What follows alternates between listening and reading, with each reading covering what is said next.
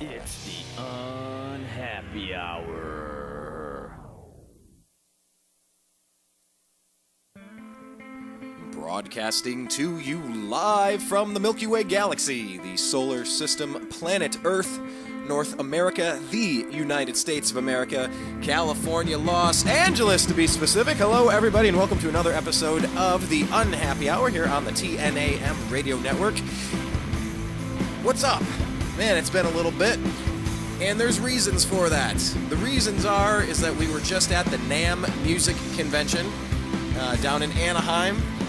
We were talking with Eagles of Death Metal, Biohazard about their new project, Powerflow.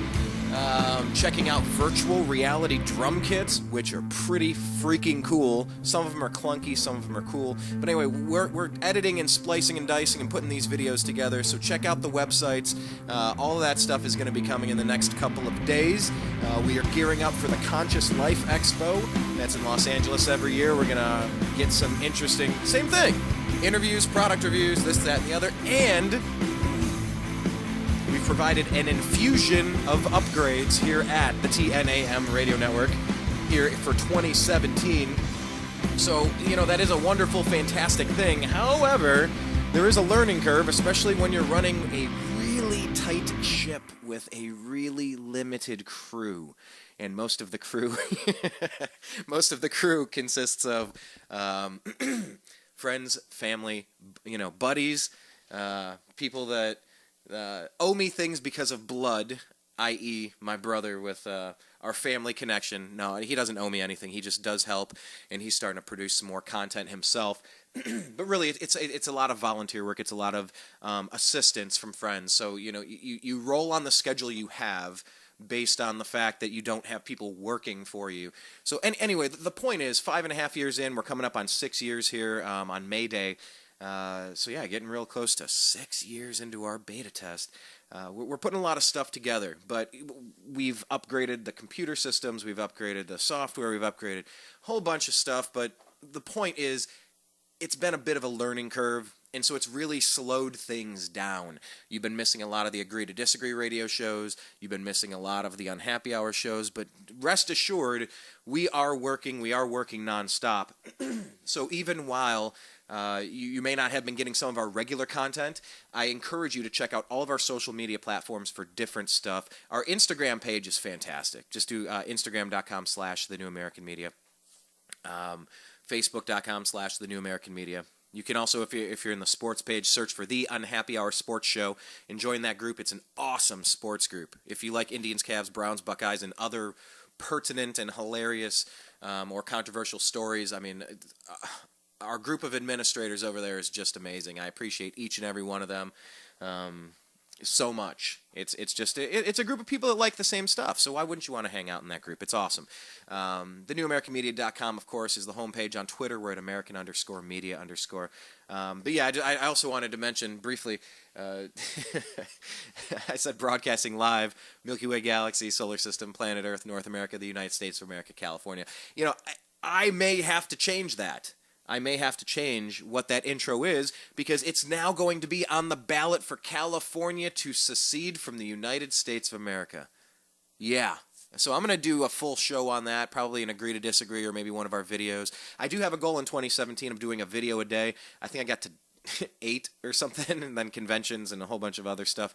But you know what? I don't care. I'll catch up. I'm going to do 28. I'll get up to 28. I'm going to get up to 100. I'm going to do one video per day. New things are launching by the moment, and we also have a TV show in the works. We're in this weird stage right now. We have a letter of intent from a major network. We do not have a developmental deal, and we haven't sold it. But there are some key things in place, and something is going to happen. Something is coming. Whether we work with them, whether we do it on our own and we go around them, whether we do it on our own and work with them to go to something is happening. So I'm excited enough to tell you about it at this point, but it's obviously, until you reel that fish in and put it in your cooler, it's not yours. So I just want to let you know, we've been fishing. There's reasons why you've seen a bit of a decrease in our content. So anyhow, don't worry about it. Some awesome stuff is coming. Oh, by the way, the Eagles of Death Metal, that's the guy. He's the lead singer. He's the guy that was on stage during that Bataclan shooting over in Europe when they were performing live, and that massacre from Islamic radicals came in and just slaughtered everybody that they could. And that's the Eagles of death metal, if you didn't recognize that. So I definitely had to bring that up and talk to him about it. It was just, it's a moment in rock history that, we all wish never happened. But it is something that did. So, I want you to check out that interview. And, of course, all the guys from Biohazard, they're doing a project with Cypress Hill. And it's basically going to be a super group called Power Flow. So just check that out. We're going to give you interesting stuff. All right? Anyway, enough about me talking. Hopefully. Yeah? Let's try that. Okay?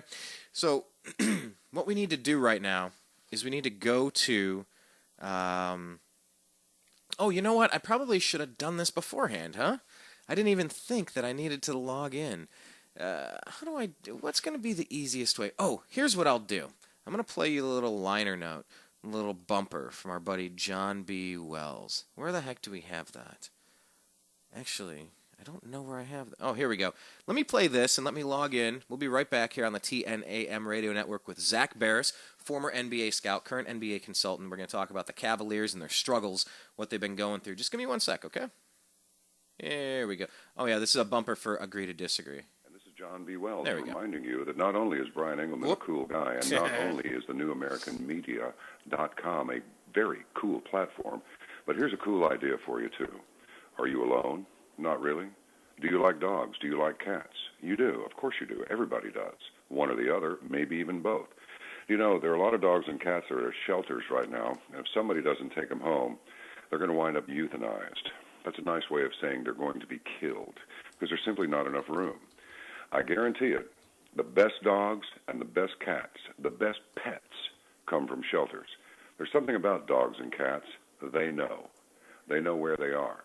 You walk through one of them, and certainly at least one is going to look at you and go, I wish you'd take me home.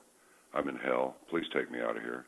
It'll be the best thing that you ever did for your soul. You'll feel good about it. And not only that, but you have a friend for life. Doesn't matter if you got money, you don't have money. Well, it doesn't make any difference to a dog or cat. All they need is the sound of your voice and maybe even the stroke of your hand, and they're fine. Maybe a little food every once in a while.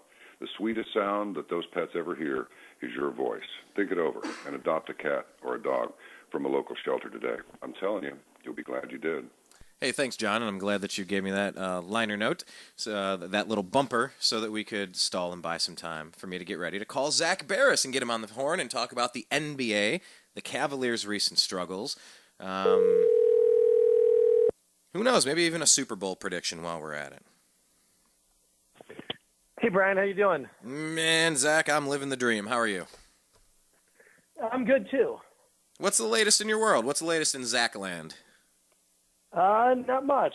Not much lately. Just been traveling a little bit back in Cleveland now, and I was enjoying the warm weather we had last week, and it's cold again. Yeah, Cleveland is the craziest. Now, I would say for about the past month, talking about crazy, we've had rain like you wouldn't believe, Zach. Like, we haven't had rain like this in 7 years out here for about a month straight. I was going to say the last time I remember it being real bad out there was winter 2010-11 was real bad. Yeah, and you've been gone for a few years now, but I mean, it's been dry. The drought has just languished on. You know what? It's good that you guys are finally getting the rain. It's about time. Yeah, absolutely. And there's something to be said about the entire process of just cleansing with rain. You just, all of the rain comes down, it just washes all of the residual, all the dust. It's almost like a rebirth. It's a I don't know. It's a glorious thing, and we've been very overdue for it. So hope the dumbest thing though, you start realizing we're dumping trillions of gallons of water through our drainage system right into the ocean. Yeah. So why not just put a suction right there, put a hose, funnel it into a tube, pump it into a processing plant right out of, come on, what are we doing? We have water. You're losing millions and millions of gallons of water every time it rains. Okay, so how about this? How about President Trump goes ahead and green lights one of these projects. Although the way California's acting, they say Well, they're going to secede from the union. Science, so. Yeah, no science. I want dirty air, dirty water, like Hannity always says. Yeah, oh yeah, I want dirty air, dirty water. That makes it. Nobody wants that. But yeah, you heard California put on their ballot to secede from the nation, right? You see that one? It'd be impossible to happen anyway. And honestly, it'd be bad for the United States in that fact, at least for the Democrats, because they're losing 55 electoral votes guaranteed in every election. I know. I kind of just said, yeah, go ahead, cut off your nose to spite your face.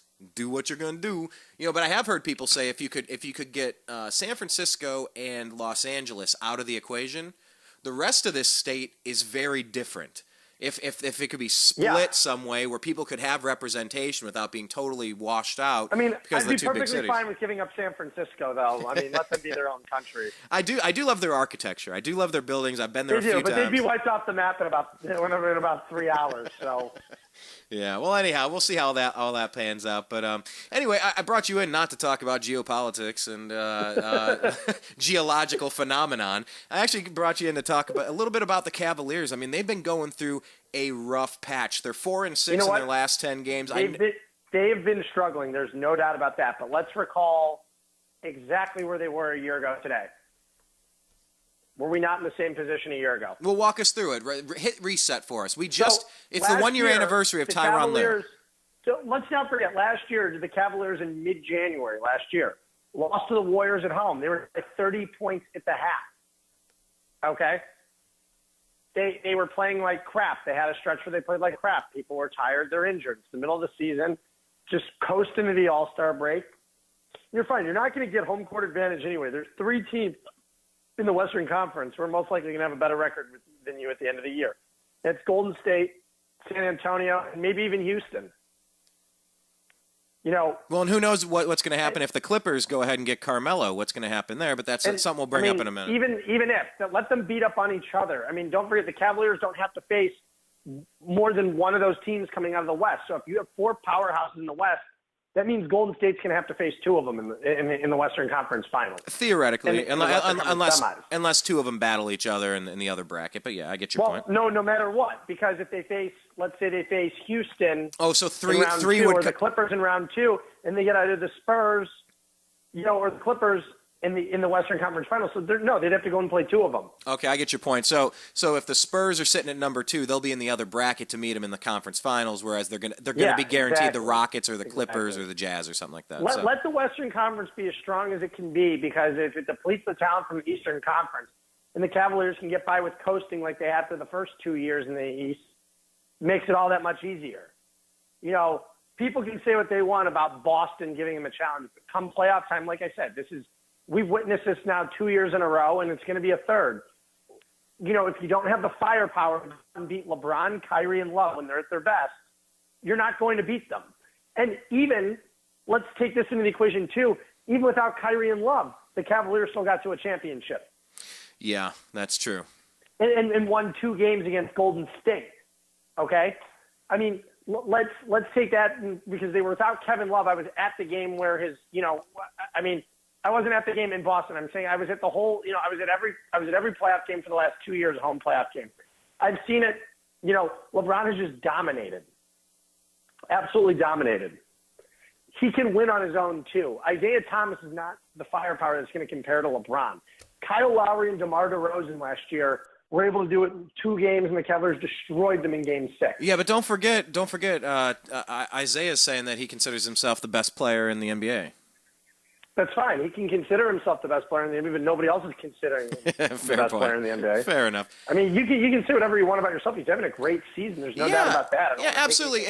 And I'll go on record. I'm kind of poking some fun at him, but if you don't think you're one of the best, what are you doing it for? I don't have a problem when people do it. I know everybody needs a clickbait. Skip Bayless needs something to rant about, and for that matter, so do I. And we need something to talk about. But I like when players say things in there. LeBron is the greatest basketball player on the planet, despite what anybody says. The guy's been to 6 straight finals. And he should probably have 9 MVP awards at this point. I mean, let's just be honest. He's won 3 of his last 6 finals.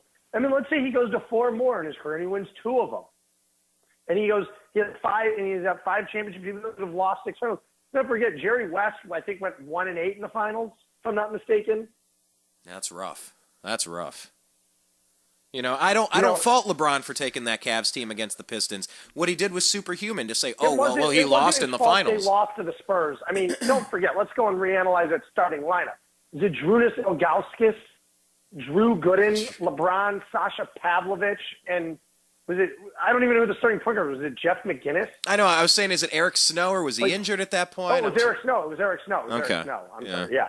I mean, but look at that. The fact that that team went to the finals, and nowadays it would be like a 40-win team. Exactly. And Sasha Pavlovich started an NBA Finals game. That's all that needs to tell you about that team. Eric Snow, they're the worst backcourt in NBA history. Yeah, well, so I don't look at LeBron's career as that's a knock against him or, losing it. Like some of them, like when Kyrie and Love were out and then that one, it's just astonishing they were able to get there.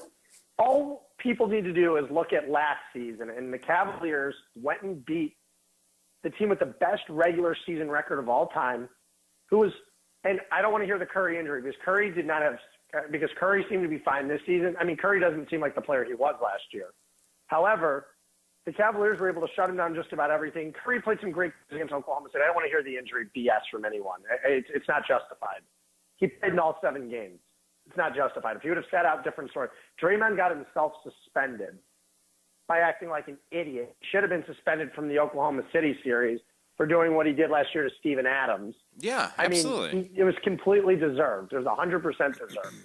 Absolutely. And the Cavaliers went out, and Draymond missed one game. That doesn't call for the reason why the Warriors lost games 6 and 7, and they got blown away in Game 6. I was there. They got run off the floor last year. And I still think the same thing again. When the Cavaliers are at full health, and watch us, they'll wind up getting a guy like they'll get a guy like Darren Williams at the trade deadline. That's my guess. That's my number one priority. I tend to think that they could wind up getting a guy like Sheldon Mack from Utah, or that they're going to go after a guy like Jose Calderon.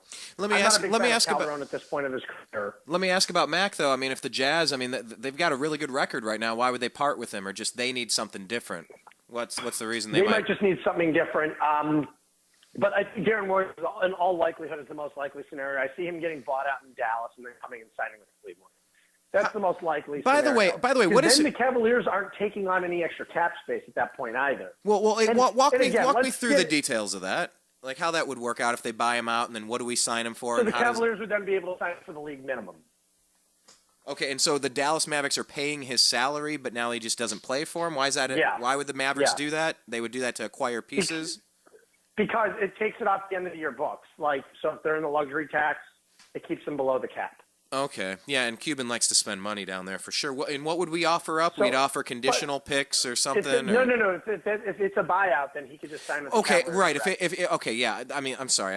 I kind of said said that it would wrong. Be for the trade exception. Now, I do see the Cavaliers taking on extra salary, but at the point, let's not forget, it is very difficult to take on extra salary. I mean, I think this whole thing with LeBron is getting completely overblown by the media. I'm just going to tell you that based on my knowledge of every situation.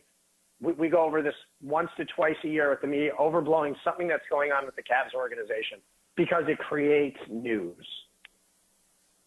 Yeah, but I mean, coming out, LeBron, I remember hearing. We've dealt with all the things in Miami too. Cleveland the first time. I mean, people love centering stories around LeBron. It just is what it is. The Cavaliers go through a tough couple of game stretch. Let's blame it on LeBron. Let's blame it on Cleveland. Let's blame it on Dan Gilbert. Dan Gilbert is not even in this equation right now when you think about it. He spent all the money he needs to spend. It's out for David Griffin, who's done a hell of a job, who's been the best executive in the league over the last 2 years. He'll get something done. It's nothing worth the panic. We went through this stretch the same exact time last year. Same exact. Middle to end of January. Okay, well, but let me backtrack for a second because I don't know that I would say it's nothing or that it's getting overblown. I remember watching an interview.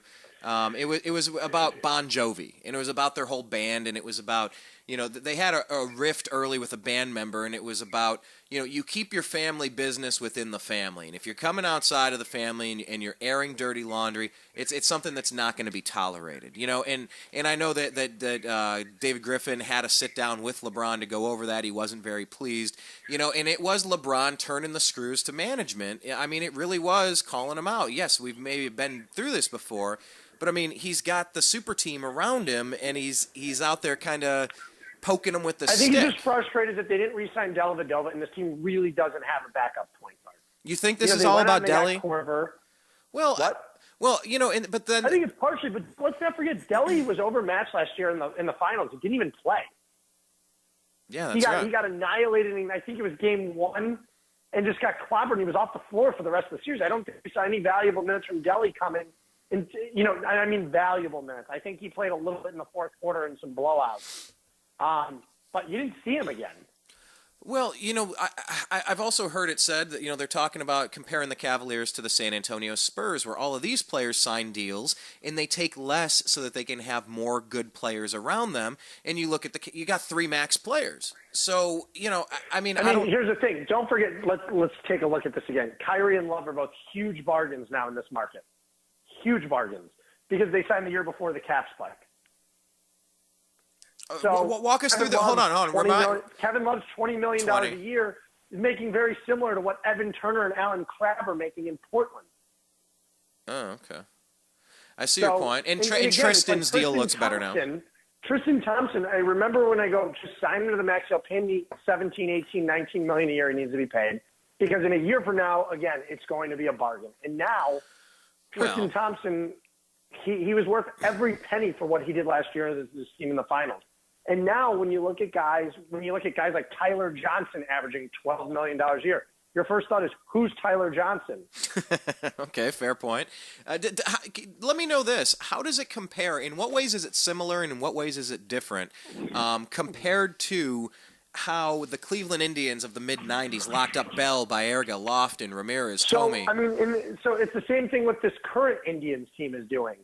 What you do is you sign your young players to avoid arbitration, long-term deals, and you buy out their first couple of years of free agency. That's what the 90s Indians did, and that's what this team is doing. The current 2016, 2017 Indians are doing too. They've got all these guys. They've got the pitcher. They've got the entire rotation locked up. They've got everybody locked up. They made a great trade last year for Andrew Miller to get him, to get a guy, who still has 2 years of control under him, for $9 million a year. And you're looking what bullpen guys are making now, and Andrew Miller for $9 million. This guy could have gotten 18 on the open market. Yeah. Well, and then people didn't realize how valuable relievers were until the back end of the Indians bullpen literally got them to the World Series between Cody Allen and Andrew Miller. You look at those guys and you go, wow, were they just dominant in there? And that. Yeah, if you can just pitch 5 or 6 innings all the way to Game 7 of the World Series, and if these guys wouldn't have been completely overworked, and this is not Terry Francona's fault, this is due to injuries, then there's a good chance they would have won Game 7. Absolutely. Cody Allen was still dominant. But the thing is, Kluber was gassed. He even admitted it at Tribe Fest yesterday. He just said, I was gassed. I had nothing left in the tank. Yeah, and Andrew Miller, you could see it too. Andrew Miller didn't have a strikeout in Game 7. It was unheard of. Andrew Miller was dominant. He was unhittable the entire postseason. Well, take that lineup then and compare it to the Cavaliers with LeBron being under contract, with Kyrie. Well, actually, LeBron's deal's different, but Kyrie and Kevin Love and Tristan Thompson. Kevin Love and Kyrie are locked up for the next 4 years, along with Tristan. J.R. Smith's locked up. Shumpert's locked up.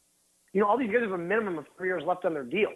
The Cavaliers are locked in for a while, and the thing is, when you have a guy like Shumpert, who a year ago was overpaid at $10 million a year, is suddenly a bargain in this market. You just got to do the work and then bide your time and wait for it to make sense, maybe. Mm-hmm. Yes. And that's what David Griffin and the Cavs have been able to do. Griff will make another trade. I'm 100% sure he will fill in another piece of this roster that is a complementary piece that will help make the rotation better. But let's just, for example, let's say, okay, I think a lot of things too are going to come together when JR gets back. Don't forget this team. It's unbelievable what a valuable piece J.R. Smith has become. When he was a throw-in, we got a first-round pick out of it for nothing from the Knicks. Right. Let's not forget, we were given Shump and JR in a first rounder for nothing so we could take JR. Yeah, JR was the liability. Off of Yeah, and we've turned him into an asset, you know, but he's been injured all year. Yeah, I mean, it happens. It's a long season, but again, if he comes back healthy in March, who cares?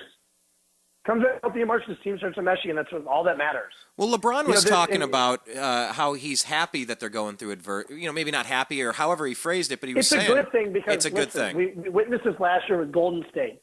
Golden State went through no adversity last year, and I hate this word in sports. However, we're going to use it. Golden State literally had no triumphant times last year. They never experienced any losing, anything, any bad times. And then all of a sudden, you saw them you saw Curry's meltdown in Game 6 when he threw his mouthpiece at Nate Forbes' son. I loved it. One of my favorite moments. Just, you knew it was over at that point. You witnessed the total meltdown in finals. I loved it. I mean, it was so beautiful, Zach. Even just as you bring it up now, watching him throw his pacifier, his binky at the crowd, it still makes me smile because they didn't go through their challenges. They weren't tough. They didn't have the intestinal fortitude. No. They hadn't been clawing and kicking and What's great is still screaming. you hear Warrior fans going out and bitching and going, "Oh, LeBron, LeBron can't win with this. LeBron can't win with this." The 73-9 Warriors needed help, so they went out and got the second-best player in the NBA. They needed so much help to beat LeBron. So they went out and get the second-best player in the NBA to go out and beat LeBron. So they acquired their help during the offseason. The Cavaliers are acquiring their help during the season. It's funny. It's funny. Kevin Durant is the biggest joke of all time. Whether or not he gets his ring this year, it's a joke. He joined a 73-9 basketball team. Well, wouldn't you do that if you had the chance to, though? No. I mean, he could have, honestly, he should have been able to beat them last year. The reason he went They to Golden almost State did. Stay with Oklahoma City, the question wasn't could they beat Golden State, because they think they could have. The question is if Oklahoma City would have gotten to the finals, could they have beaten Cleveland? Absolutely not. I think Cleveland would have destroyed them. Well, then we would have missed that epic series. Cleveland's always run Durant-led teams from Oklahoma City off the floor. Always. Historically speaking, you're correct. Absolutely. And not even in Cleveland. I mean, LeBron in general has always dominated Kevin Durant his entire career. He's dominated him head-to-head, including the finals. Just clobbered him. Well, then we got blown out recently, though. That was like the one recent. It's not that big of a deal, though. Again, last year, if I would have told you after Golden State smashed Cleveland in the middle of January, I mean, I remember I was in Vegas leaving a conference. I was at the International Builder Show leaving a conference, and I get back to the room, and I go, oh, great, it's like 14-0 Golden State. And by the time the Cavaliers were like 30, like in the middle of the second quarter, I'm like, okay, I'm turning this off. I can't watch this. Right. But at that time, I go, does this guarantee we're going to lose the finals? No. Games 1 and 2, I was so angry last year during the finals. I wound up throwing a glass and getting kicked out of the bar I was at. An outdoor club in the flats. I literally was so pissed, I took my drink and launched it. I wish I was there to see that. That would have been great on your Snapchat. That would have been funny. It wasn't even on my set. I was so pissed off, though. Yeah. I can't tell you the last time I was up. It was when they lost Game 2, and I couldn't tell you. I was so pissed off. Hey, by the way, let me ask you. Tell us again. Tell people where they can find your Snapchat. We don't do anything with our account. You're like one of the only 4 people that we follow or something because we've never really started. But you're always putting stuff up there and on Twitter. Tell people where they can find you. By the way, on all your. I think it's at ZBaris87. ZBaris87, and then on Twitter at ZBaris. So. I mean, it was frustrating last year, and you watch Kevin Durant go to the Warriors. Z-Barris87 is my snap. Gotcha. And you watch Kevin Durant go to the Warriors, and you say, okay, well, what move are we going to make?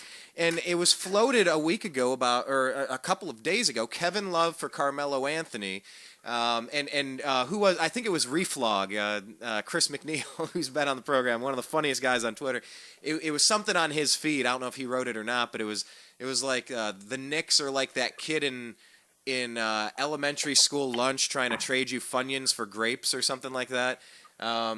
Talk about that floated trade. Where you think that came from, why it didn't go anywhere. The Carmelo Anthony for Kevin Love, because the Cavaliers realistically are not going to trade a 27, 28-year-old all-star for Carmelo Anthony, a guy that's, a year older than LeBron James on the downside of his career. Now, Carmelo's still a good player. However, the last thing the Cavaliers need to move is further into isolation basketball. That's the last thing the Cavaliers need. Now, if they could get Carmelo for anyone outside of the big three, you make the trade. But I'm telling you, the trade's not going to involve Shump. It's not going to involve JR. So the availability becomes Tristan Thompson. So you're going to give up your only big man on the roster. You're going to give up the only center on the roster that's already part of the Clutch brand as it is. I don't think LeBron's going to agree to that one. So I just don't see it being possible. I really don't. I think the Cavaliers can win without Carmelo Anthony, and I still think there's going to be some weird way that Dwayne Wade's on this team in a year. Hold on. Okay, explain that. Elaborate there. I just get this feeling, and again, this is just a gut feeling. I haven't heard anything, haven't seen anything. This is me just having a gut feeling that Dwayne Wade will somehow team up with LeBron again. In Cleveland? Yeah, I see that happening. Maybe. Okay, so all right, hold on. Now Carmelo Anthony, because I want to talk about Rondo. I want to talk about the Knicks and Clippers. They're talking about a trade right now. They're trying to find another team. What do you think's going to happen with Carmelo when I think the he's day's ultimately over? going to get traded. I do. And where, if you had to put your, throw your. I'm going to say the Clippers. There's only two teams he wants to play for. It's the Clippers and the Cavs. I'm going to say the Clippers. So, do you think LeBron was behind some of that? He's calling for the playmaker, and then that trade's made public. Do you think he was trying to make that happen? No, I don't think that had anything to do with it. I think if Carmelo wants to make a stink about it on his own, Carmelo can make it about his own. Getting Carmelo Anthony would be great here, but it's not going to happen. Yeah, it would be tough. The money doesn't make a lot of sense. Adding a player and then maybe giving LeBron a chance to because Carmelo's got a lot of knocks on his game overall, but. So did JR. But don't and look forget, how Carmelo's that turned never out. Carmelo's never played with LeBron. He's Exactly. never played with Wade. He's never, Carmelo always was his own superstar in Denver. And with the Knicks, he and Amari did not fit well. I mean, they were better without Carmelo.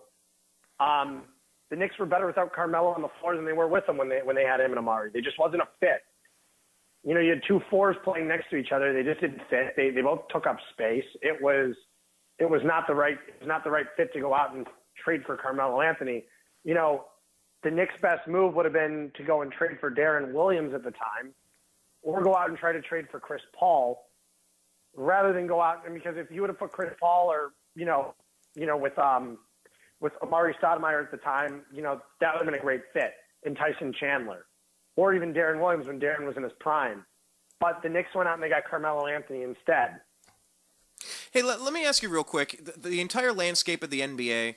Because of that Chris Paul, the trade that was squashed, remind me again a couple of the dominoes that could have changed if that deal would have been allowed to go through with New Orleans and whatnot. So I mean, looking back at the deal should have never gone through. It was the right thing to do. Because the New Orleans Pelicans, or the New Orleans Hornets at the time, were league-owned. And so it's up to David Stern acting upon the other 29 owners who technically own that team to go and decide on that trade. And basically, why would New Orleans make that trade by giving up an elite talent in Chris Paul for a guy on the downside of his career like Lamar Odom and Pau Gasol? How did that make any sense on that end? Or Luis Scola was in the deal. It was not a good deal for New Orleans, I remember. And I remember looking at the deal, and I'm like, at the time, I'm like, I can see this is a good deal for all three teams involved. And I'm looking at it closer, and I go, wait a second. This is a horrible deal for New Orleans. They're getting up a superstar, and they're getting chunk change in return. They're getting a bunch of garbage in return, and they're taking on more salary. I just don't get it. So, however, what would have happened, and I think we witnessed it, I don't think any elite point guard could have ever played with Kobe Bryant. Well, so he's used to what he's used to. I mean, let's look at it. Kobe Bryant never had anyone who was even remotely even considered a good point guard in the NBA. Well, I mean, look at LeBron's career. Up until Kyrie, I mean, what was he really working with at point? He's a point forward. LeBron was the primary ball handler. Exactly. And then with Wade, he and Wade were basically the primary ball handlers in Miami. But now that LeBron has a point guard, it takes a little bit of the load off him. Yeah. Well, okay, so we think that's going to happen. We think Carmelo's going to end up bouncing. We know that LeBron wants something, and you think David Griffin's going to make it happen. We got that. We'll wait to see if it's just going to be a buyout, something with Darren Williams, or if we're going to make a trade for someone. That being said, just real quick, with the Bulls, you brought up Dwayne Wade and what's going on over there, and Rajon. Tell me about Rondo. And tell me about Nate Robinson, too. Mess. I mean, you fired one of the best coaches in the NBA. This all started, the rift between the front office started when Gar Forman, John Paxson didn't allow, Tom Thibodeau to retain Ron Adams, and Ron Adams left. Ron Adams now, he's the defensive specialist for the Golden State Warriors. He's an assistant coach for the Warriors, known as one of the best defensive minds in basketball. Was with the Celtics when they had the big three, was with the Bulls under Thibodeau, and now he's with Golden State. And Golden State also does Golden State also have Mike Brown right now too? He was good at defense down in San Antonio. Yes, they do. So, and he was also good in Indiana too. So, you take a look at it and you go, okay, that's where the rift started. They ultimately let one of the best coaches in the NBA walk to hire Fred Hoiberg so they could get better offensively. They're the worst three-point shooting team. I think we discussed this in the offseason, who was going to be shooting the three-pointers other than Doug McDermott. Dougie Buckets. You could have gotten away with this 15 years ago, 10 years ago, 20 years ago, but the league now has adapted, and it's like the spread offense taking over college football. That's what's working at the time, and you can't be a team going against a team like the Golden State Warriors or, and expecting to beat them when you can't drain a three ball. Yeah, and Wade, that's not his strength. I mean, but I've even been hearing to get rid of Jimmy Butler. Rondo, they should have never signed Rondo. Okay, so Rondo is just a pure out-and-out cancer to the team. Is that where we're at this point? Rondo, let's put it this way. Every team has been better on the floor with Rondo off of it than they have been with him on the floor. Now, what was the difference with JR and what JR's reputation was? Compare those two. JR's reputation was just basically a bonehead, and Rondo legitimately, I think Rondo, he racks up a bunch of useless assists, that don't mean anything. He was like the king of like the useless triple-double. It never translated to wins, but he put up 11 points, 10 rebounds, and 10 assists. Whereas LeBron James impacts every facet of the game. Exactly. It was just like, Rondo was on some damn good teams, but Rondo was never a superstar. He was made out to be one, but he never was. He just happened to be around the big three for a couple of years. He had a couple very good years in Boston. His first few years in the league, he was a very good player. His first few years in Boston under the big three. After that, not so much. I mean, there's a reason Dallas was terrible when they traded for him. Right. He was terrible for Dallas. Mm-hmm. He just hasn't been elite in years. And I don't think he was ever elite. I think he was good. So now he's in Chicago, and what is crashing and burning in Chicago right now on the court? Everything. Coaching, everything. Their talent doesn't mesh. You went out and you just signed a bunch of guys, and you would think the Bulls front office would be a little smarter than they are. Having been there, they're one of the oldest front offices in the league. They don't have a ton of youth in their front office. And, you go in there and you go, okay, we're going to put Dwayne Wade on the team. We're going to put him next to Jimmy Butler, who's a hell of a player. Instead of building just around Butler and building the core around him, what they've done is bring in Dwayne Wade was a good move, but you need to get a point guard who could shoot the basketball. Not a point guard who's basket challenged and literally can't get the ball in the hoop for his life, for more than 4 or 5 feet away from it. He's one of the worst shooters I've ever seen. That's not going to help. No. Well, and they went, they got Noah. I don't know the direction they're going. I mean, did they think that team they compiled was going to compete with the Cavs? I don't really get what. I don't know what they were thinking. I mean, the one smart move they made was getting rid of Joakim Noah. I loved his way beyond. Yeah, I loved his free throw the other day with the Knicks. That was beautiful. Oh my goodness, horrendous. I mean, but to sign him for Phil Jackson for $72 million, I'm like, I'm wondering what these teams are doing this offseason, signing, certain guys like Mozgov to $16 million a year. I was like, what are you doing? Well, why are the Lakers signing Luol Deng for a $72 million deal for $18 million? You spent $34 million a year on players who should be relegated to the bench shouldn't be playing more than 8 minutes a night. Okay, but let me compare it to this, Zach. Compare it? I know we bounce around between sports, and I think it's great. But let's go to the Cleveland Browns. You could be a team that overspends because, face it, you look at the open market and you say, all right, a couple of the key players have already signed. They're not even available. What's the rest of what we have to choose from? Let's pick a few pieces to try to get a little better. Whereas you have the Cleveland Browns with by far, what is it, the lowest payroll in the NFL. They're not spending anything on anyone, and the fan base is just standing there going, all right, there better be a long-term plan here to reboot this franchise. Maybe it takes a year or two to bottom out, but you damn well better be spending that money on something or we're going to stop supporting you. So, I mean, it's a fine line to walk with signing players for, the best you can get versus bottom out, stay down until you can hit big and swing for the fences. I completely agree. I mean, it's just, if I just letting the Browns being as bad as they are, I mean, they've lost my support. I'll sit there and watch them, but I mean, I don't even care on Sundays anymore. I don't even yell at the TV. I couldn't watch them this year. I really turned Sundays into different days. I did different stuff on Sundays. I mean, Brian, I do have to say though, the one thing I think is going to be really interesting is watching the Chargers play in front of a 27,000 seat stadium, and they probably won't even sell out their games this year. I'm going to be there. They're playing the Browns, right? Oh, I'm coming to that game. It'll be all orange and brown. Hey, all right, Zach. Brian, the reason I'm coming to that game, and I'll tell you why. Yeah. Someone said to me the other day, why would you want to go watch Browns Chargers? And I go, because you're never going to see a stadium that small in the NFL ever again. It's like going back into the 1920s, 30s, and 40s. Nice. I like and how even you're... the 50s. It's a good point. It's true, though. You're never, ever going to see an NFL game. Like, I don't know if you know Sam Farmer. No. The writer for the LA Times. He's been a writer for the NFL writer for the LA Times for the last 25 years. Oh, okay.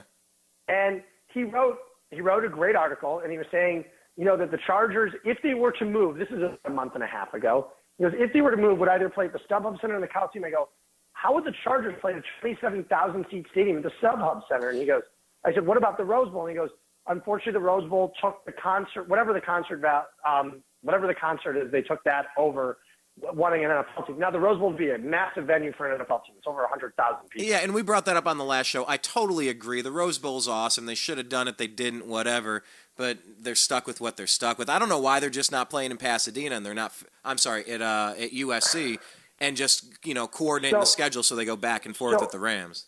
So, however, they're now going to be playing at basically what would be considered a large high school stadium. Yeah. For the next 2 seasons. And I'm going to myself, I go, wow, I could be 20 rows off the field in the worst seat in the house. That's kind of cool. Well, all right, then listen, you make sure, Brian, I'm saying that if you go back in time and go and watch a Cleveland Rams game at League Park, if you could go and go to a Boston Patriots game at Fenway Park and watch a game, would you take the opportunity to do it? I mean, that's what I'm saying is like, I think you paraphrased that from Eminem's 8 Mile. Would you let your opportunity slip? Yo. I just think it would be so cool to watch a game in front of like 20,000 fans. Heck yeah. It's going to be so small, so compact. I mean, you're literally going to feel – I am flying out to that game 100%. I have to go to that game. I just think it's going to be so cool to go to a game in such a small stadium. Well, and to rock the Cleveland gear and for them to show up in the new city. It's going to be all Browns fans. It's going to be all Browns fans anyway. I've been to multiple Chargers games in San Diego, and they've been all Browns fans. Yeah, I was at that brutal one recently where we lost on the last. Oh, just miserable. Had it and gave it away again. I actually took off my jersey and threw it in the trash. Luckily, it was retrieved for me.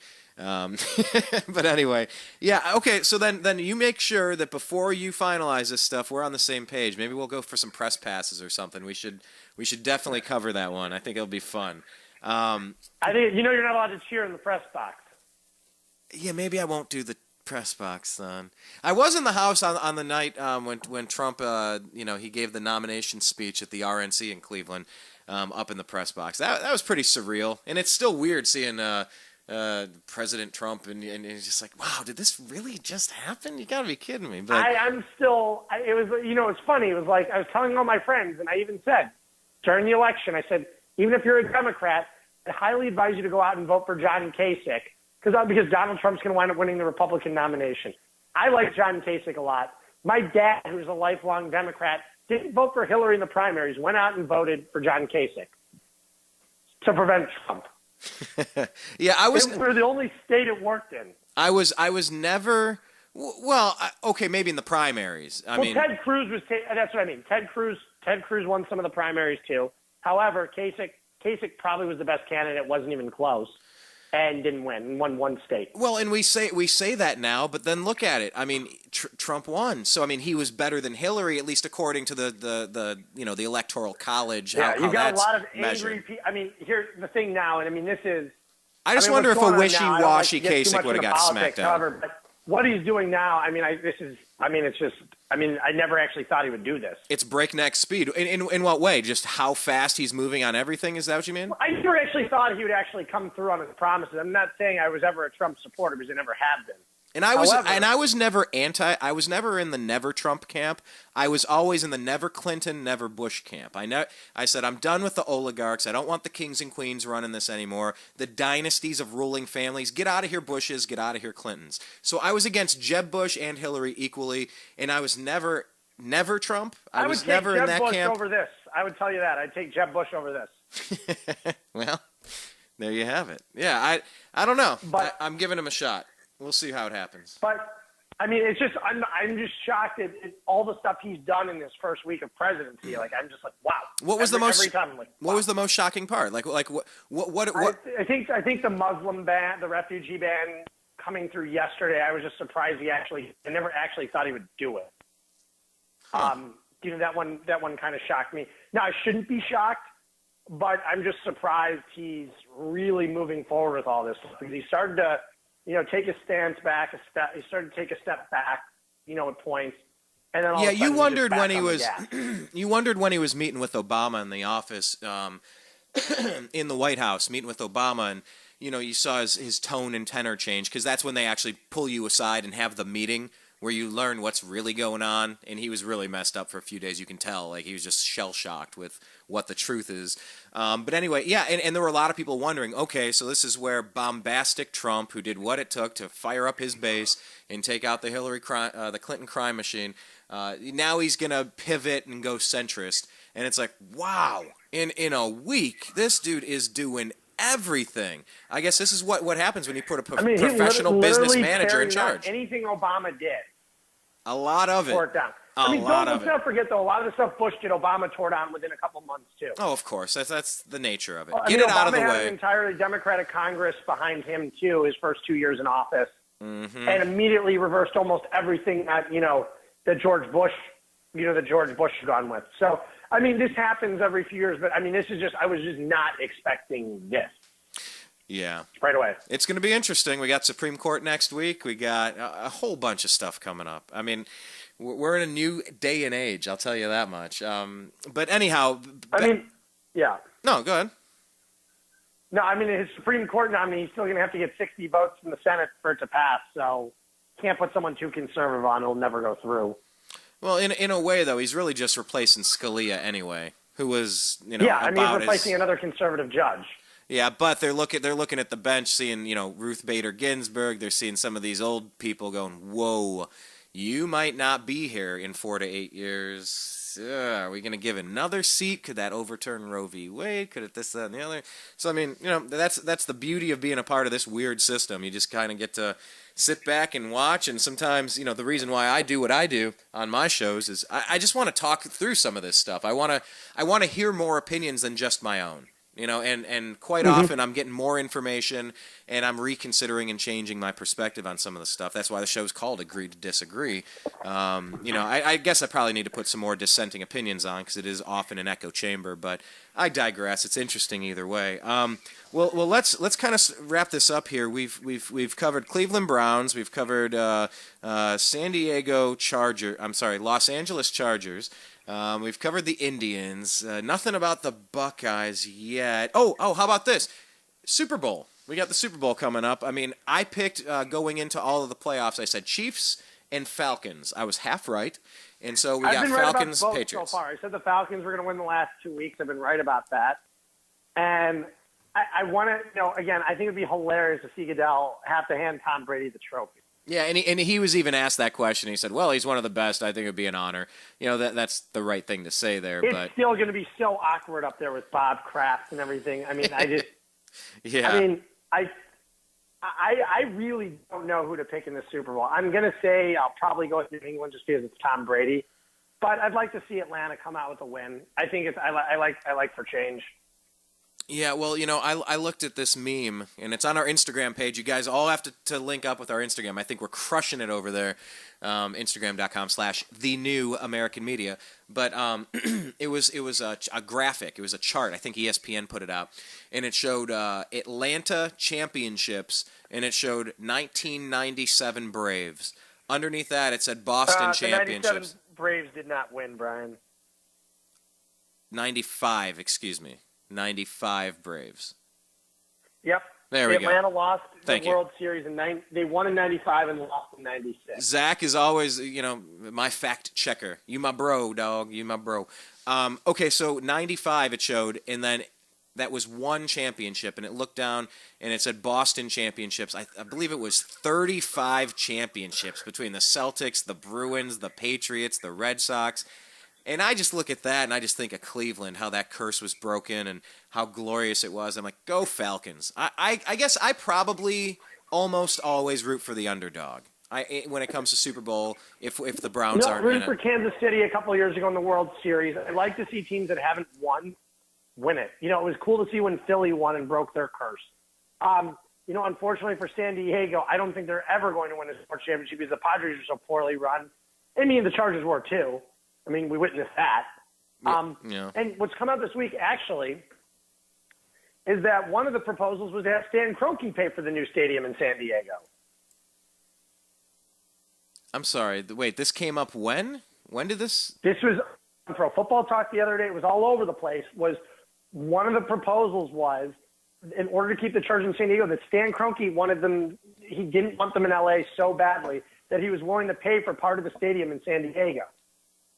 And then so why didn't that happen? Dean Spanos ultimately couldn't make it work. He didn't want to fund any of the stadium deal on his own. So that jackass would rather pay a $550 million relocation fee to send the team up to L.A. rather than contribute that to a new stadium.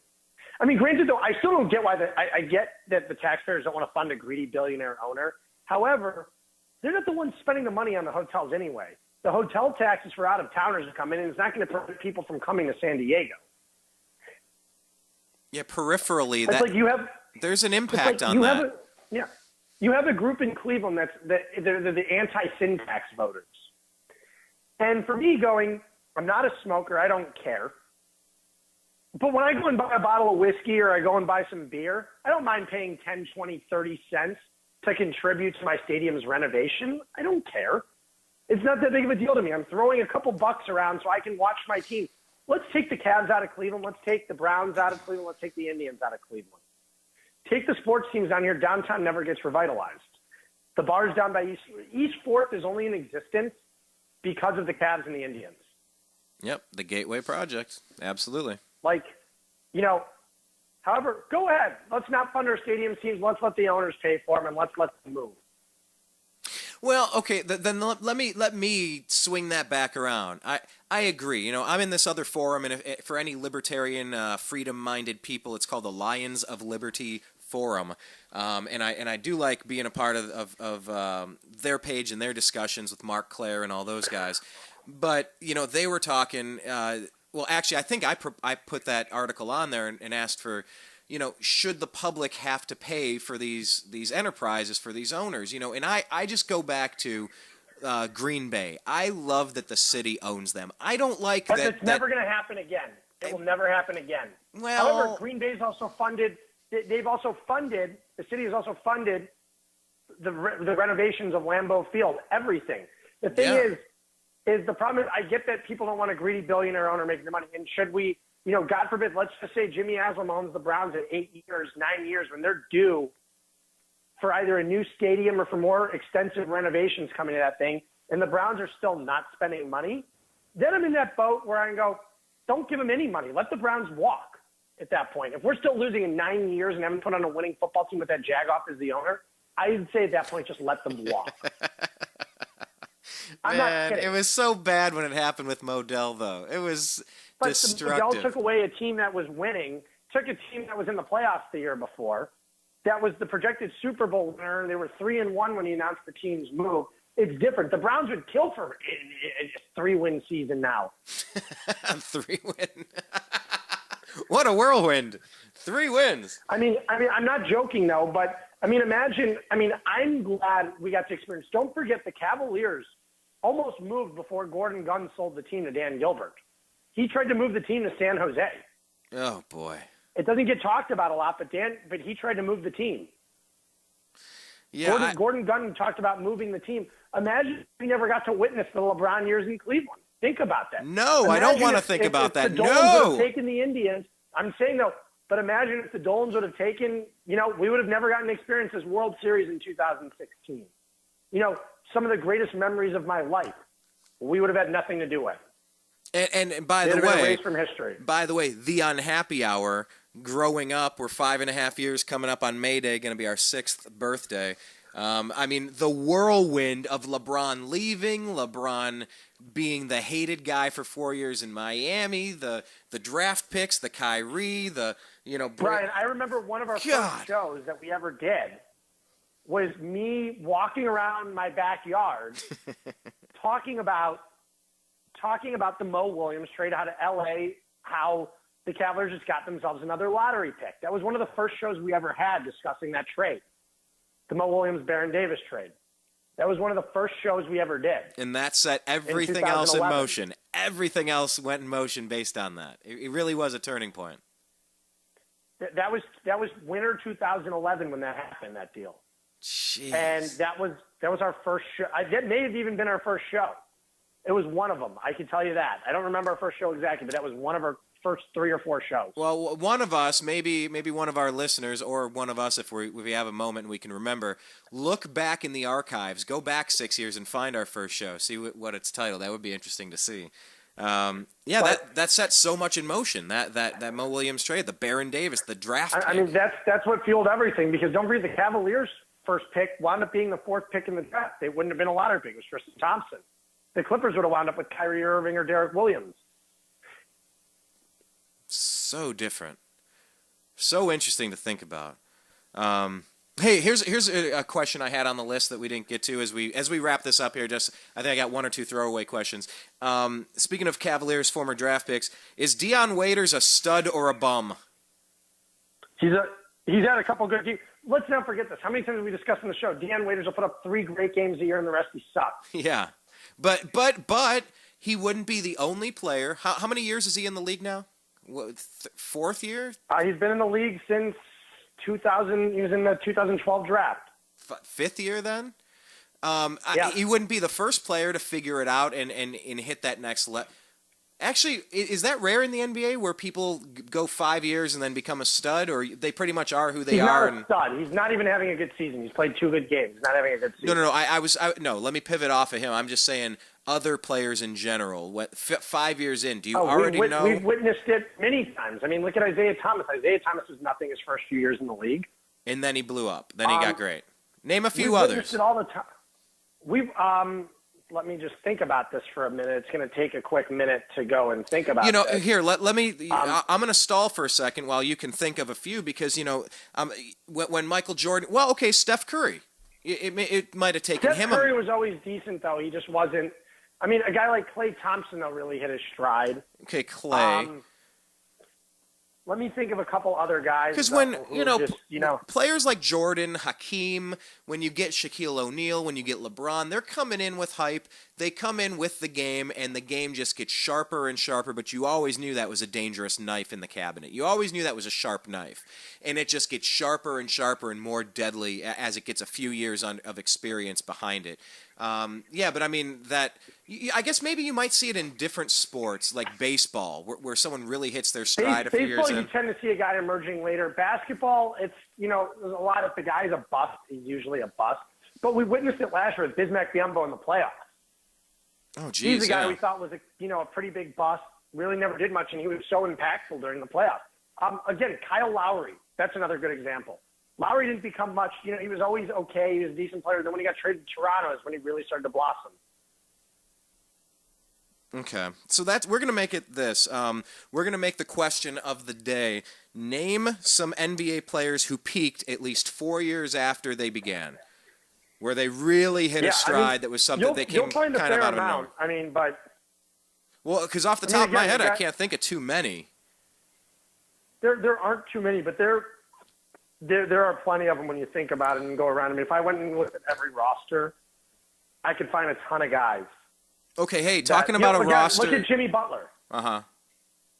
Okay. Jimmy Butler was one of those guys. All right, Jimmy Butler. Well, as you talk about rosters. But Jimmy Butler was really year 2 or 3. It wasn't year 1, but it was really year 3 with him. So, but after year 3, though, you're right. There aren't a lot of guys that blossom after year 3. It's usually after year 1, 2, or 3. After that, it's very rare for a guy to blossom in his career and become a multi-time All-Star at years 4 and 5 in the NBA. It is very rare. Well, what's that line from Dennis Green? They are who we thought they were, and we let them get away. Exactly. Baseball, though, you could take a look at a guy like Jose Bautista sucked until he was 30 years old. Take a look at Edwin Encarnacion. The guy was designated for assignment by the Reds. He was nothing more than a power hitter, and then went to the Blue Jays and became a stud. Let's hope he stays a stud, by the way, for a couple of years. But there are guys all the time in Major League Baseball who you write off and wind up having great years. We've seen it with Indians. Don't forget, the Indians got a career minor leaguer in Casey Blake and turned it around and traded him for Carlos Santana. Yeah, the Dodgers. That's right. I mean, Casey Blake turned out to be a pretty decent player during his time with the Indians. Yeah, he was solid. solid. Turned out to have a pretty good career, but he didn't make his Major League debut until he was 30 years old. Yeah, a lot of people in the minors bouncing around until Andrew Miller. Andrew Miller wasn't Andrew Miller till recently. He was a starting pitcher. Miller was the top pick was one of the top picks in the draft. Well, but he flamed out and had to rebuild himself in a different role. He went from a starting pitcher number one pick in the draft. Yeah. However, it's not that the talent wasn't there. It's sometimes in baseball these guys get lost until they're with the right coach. You witness it all the time. System. Scott Kazmir is a great pitcher and a couple of really terrible years. Comes to the Indians, and what does he do with the Indians? He's dominant his first year back under Mickey Callaway and Terry Francona. Right. You witness it all the time with these guys. Carlos Carrasco, who was essentially labeled, kind of a bust in the Cliff Lee trade, really took a while to blossom, and then all of a sudden, look how he came on. It happens all the time. I can't tell you. Look at a lot of the guys, even a lot of the guys the Indians have traded away. Guys like, I believe it was like Chris Archer. There's a ton of guys that the Indians got rid of that they weren't something, and they turned Brandon Phillips. Well, that wasn't even that he was stuck. He played 1 year in the majors, and then he didn't get along with Eric Wedge, so Wedge wanted him gone. Yeah, it was a very my way or the highway. He was still like 23 years old when he got traded. There are a lot of guys who you can write off in baseball. It's a lot more common in baseball, even football too. Some guys don't even get noticed for a few years, and they have breakout seasons at 27, 28.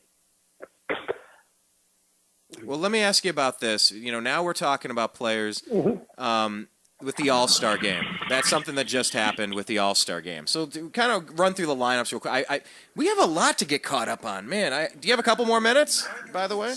I've got a couple more minutes today. We could always do another show tomorrow. Well, let me ask you this. Is there enough you feel like talking about with the All-Star game to do an entire show on? Or I could do an entire show on the All-Star game and who got selected. I can go down and take a look right now. Did Klay Thompson deserve to be in the All-Star team this year? No, there are other people that were deserving of it. But that's more of a lifetime accomplishment. Like, he's had a few good years, so his name is up there. Yeah, exactly. His name's got up there. Like the Derek Jeter baseball, and we've witnessed. Yeah, Derek Jeter, Cal Ripken, even for several years there. They were good. They weren't great. So many times. And I just want to say, and this is another thing. One of the things is having that money go to renovating Progressive Field. We got an All-Star game in 2019. Heck yeah. Pumping in, again, hundreds of millions of dollars into the economy. Okay, we'll talk about bounce to that. Talk about the baseball All-Star game. We remember Sandy Alomar being the hometown hero back in the day. That was amazing. To have that come. Unfortunately, I was at camp and my mom went to the game. Here's the conspiracy theory I heard about that. Do you think that the Indians have promised to shelve Chief Wahoo in exchange for the All-Star game? No, they still haven't gotten rid of Chief Wahoo. I think they're going to phase Chief Wahoo out within the next 2 years. I do. They're going to try. I just bought my custom jersey, and it's got him on the shoulder. I mean, it is what it is. It is. I mean, yes, it is a racist logo. However, it's something we grew up with. But you know what? As long as we have the Indians in town, that's all that matters to me. Hey, and you know what? If they're performing, and if we want to go after the Fighting Irish and get rid of every single, or something can just be, and it can have an asterisk versus having to be banned in marches and rallies and threats and boycotts. Like, come on, you got to pick and choose your fights, and I don't know. I mean, I'll be furious if they change the team name. I'd rather have them keep the Cleveland Indians name and get rid of the logo if they have to. Well, what if we went to the Cleveland Tribe? What if we went by the Tribe and then the Indians were our nickname? What if we switched to the Tribe? I'd even be okay with that. I mean, because that is our second name. 1902. I mean, the Tribe is our second name, though. It's almost interchangeable. You know, the Cleveland Indians were named. It was a newspaper contest. That's how we got named anyway, 100 years ago. Yeah, the name became out in a newspaper contest. Yeah, and we had an Indian that was playing on our team, and he was almost like they were selling tickets. Go out and see the Indians. I'm not Native American, so it doesn't offend me personally. However, I understand why the Native Americans would be offended by it. I do. I do understand why they'd be offended to it. And I can't, it's more to them in respect for them that they get rid of the Fighting Irish? Yeah, that they get rid of the Fighting Irish. If we can get rid of the Fighting Irish, then let's worry about the Indians. And then we just call them the Tribe. And you still use the hat anyway because it's part of history and it has to be acknowledged and have your conversations about it. I'm fine with that. I think it's interesting. But yeah, the All-Star game coming to Cleveland I think is absolutely fantastic. And are the Cavaliers up for an NBA All-Star game? Are they on the short list of teams as well to go to the Q? Or when do they pick that for the NBA? That's going to be in 2020, and the Cavaliers are working on the renovation for that. Funded by the Syntex. Cavaliers are funding the majority of it. However, the other portion is being funded by the Syntex. It's nice to have great stadiums. It brings tourism to the, I can't tell you. Brian, I live in a hotel apartment. And I can't tell you how many people and how happy it makes me feel when people go, man, I was just at that stadium. Man, is that nice. Right. I was so impressed by going to Progressive Field. They have such great food options. It's so clean. Everybody's so friendly there, other than to Marlins, man. Yeah. Well, and don't forget, when you have a complex that is friendly to conventions, I just went to the NAM convention, Anaheim, California, mega hotels, 100,000 capacity, so many venues, so much going on, it will attract people to it. It wasn't just for sports. During the whole RNC, the weeks leading up to it for security and all of the changes they had to do, I mean, they were using Progressive Field. They were using the Q. They were using East 4th. The whole city was taken over by a mega event. That's money for the people that live there. That's how you get Olympics. The thing too, these get used for major concerts. Exactly. We wouldn't have hosted the RNC without it. Well, a concert was just put out at Progressive. They're doing Billy Joel, right? I know. I've got 8 tickets to the event. I'm looking to sell 4 right now I'm looking to sell 4. So if anybody who's looking for Billy Joel tickets, I've got 4 extra right off the stage. Contact Zak at Zak Baris on Twitter. Exactly. But it attracts stuff. My mom was logging in the American Express for the early login and had my sister go. I was on a plane, so I couldn't buy the tickets. So my mom was telling my sister to try for them too, and both of them bought them at the same exact time. So we wound up with 8 instead of 4. Oh, okay. Gotcha. So she's looking to sell 4. So, and anybody who wants them looking to sell 4. Well, okay. Well, you know what? We're post it in the Unhappy Hour. I mean, we got almost 1,000 people constantly commenting. But Cleveland is landing concerts. They're landing big-time events because of having nice venues that are suitable for the public use. I mean, look at Dallas. Dallas lands a Super Bowl. I'm not one to say, imagine if Cleveland was able to host a Super Bowl in the year 2030 because they built a new stadium for the Browns, somewhere down here, and Cleveland was able to host a Super Bowl. That pumps in hundreds of millions of dollars to your economy, brings tons of tourism. All the restaurants are filled. It's great for the local economy. It's great for local businesses. That's why you fund it with taxpayer money. Now, again, I get why people don't want to because of the greedy billionaire owners. It makes tons of sense to me, and I understand it. However, St. Louis lost their football team over it. Yeah. We've witnessed. And the Raiders are going to go to Vegas too. Teams. The Raiders are going to Las Vegas because you think people in Oakland are happy about that? Granted, listen, if I was a fan of the Cavaliers, okay, which I am, and I'm a fan of the Indians, and someone told me in order to keep the Indians in town or they're moving tomorrow to shell out $1,000 out of my pocket, I'd go, here you go. Here's $1,000. I want to keep them in town. Well, and that's my theory with the border wall. I think, people are talking about how do you pay for a border wall. You go, I went to college at Bowling Green, and they had a thing where you buy a brick, and then you get it engraved, and it goes up in the new student union. Put your name on that brick, Brian. Yeah, here's Brian the bigot.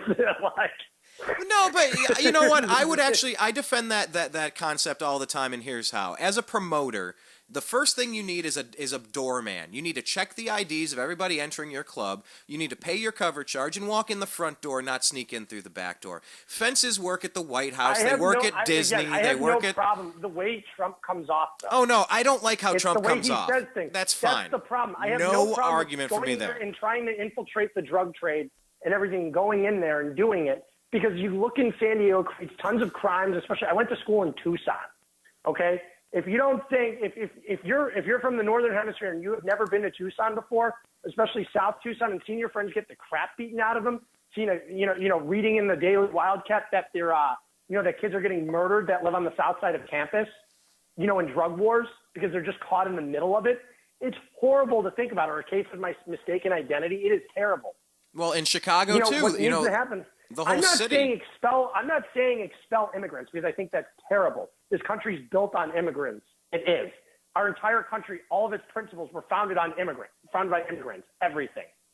What I'm saying is, in order to infiltrate the drug trade and win the drug war, is not a matter of building a wall that's that tall, is also going underneath the ground and just having tighter border security. It's not screwing over the people that have been living here in this country. It's the ones getting rid of, and I'm not proposed of getting rid of all illegal immigrants either, but the ones who have committed violent crimes, that's a different story. Sayonara, see you later. And that's a different story. I'm all for, I have friends that were Mexican. I have tons of Mexican friends out in LA, tons, that I would hang out with all the time. A lot of my good friends were Mexican out in LA. They were all here legally. However, there were ones that weren't here legally, and they were good people. They deserve to stay here. They were. They deserve to stay here. I'm not going to be a proponent of getting rid of all legal immigrants. We need illegal immigrants to run this country. They also take a lot of the jobs that you and I necessarily wouldn't want to do, that people need to do. However, there are ways, to make them legalized, residents, get them to pay taxes and do the right thing. And also, in the illegal immigrants, getting rid of those ones, you get rid of the ones that have committed violent crimes. That's it. There's a phrase convicted of violent crimes. That's a whole different story. Right. Than going out there deporting all legal immigrants. Well, if you're on a boat and it's taking in water, try to plug the hole. If you find yourself in a hole, the best way to get out of it is to stop digging. So if you can just put up a wall, if you can just say, look, from now on we're paying attention what's coming and going from here. This is ridiculous. My only thing against the wall, actually, is the historical context of it and what ends up happening and what I could foresee coming in some future day where that wall is now going to lock me in. And it's something to think about on a different level. That's a whole different story, a whole different topic that I should probably do a separate show on. Actually, I'm going to make a note that the wall could lock me in. Because it's always something to think about, like from a different perspective, swing it around. But no, like I said, as a promoter, you got to check the IDs. You got to walk in through the front door, not the back door. Pay your cover charge and kick out the riffraff. I'm sorry, there is nothing wrong with that. So no, Brian, I understand where you're coming. Brian, I've got a great contact for you. Contact me after the show in Washington. I think you would love to have them on your show. What's their name? What's their deal? I will give you the contact information after the show. Oh, tell me what the topic. Me personally, after we're done. Okay, yeah. Here, I'll pull up and. I'm going to send you a text while I'm thinking about it because I have no idea where you're going with this. I'm not going to remember what to remind you of, so I'll shoot the text. I'll just say contact. I will talk to you. I will discuss it with you on the phone after. But if you want a political correspondent who, I like this. a vast knowledge of everything, and if you want to go through with him, I can put you in contact with him. But he used to be on Crossfire on CNN back in the day, so I think it could be.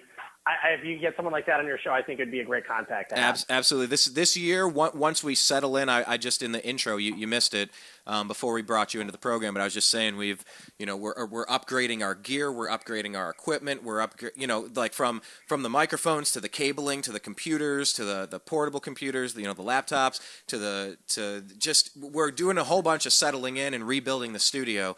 And this year, once we find our footing, it is going to be balls to the wall. It is going to be so tight and aggressive, cranking out content. So yeah, Brian. Also, I will be in your area within the next.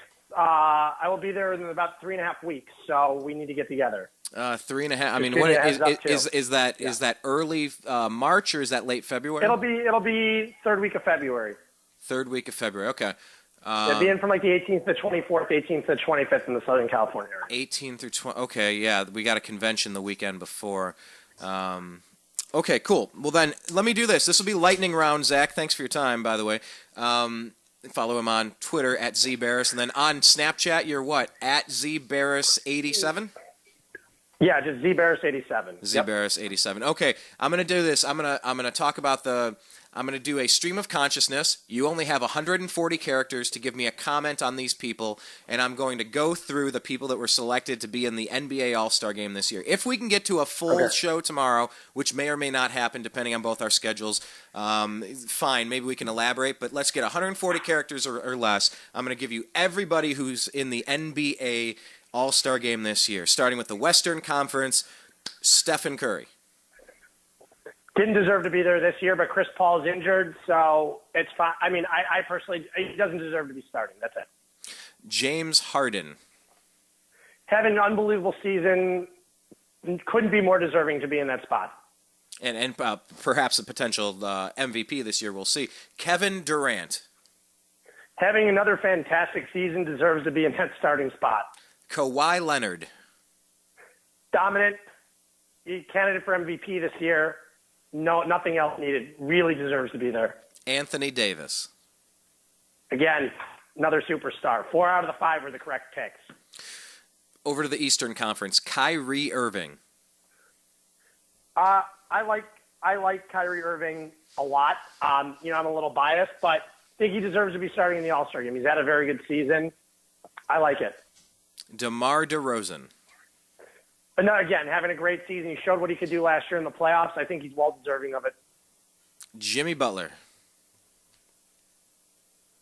Jimmy Butler having an MVP-type season. Unfortunately, he's on a crappy team. However, he's a great player and having a great season.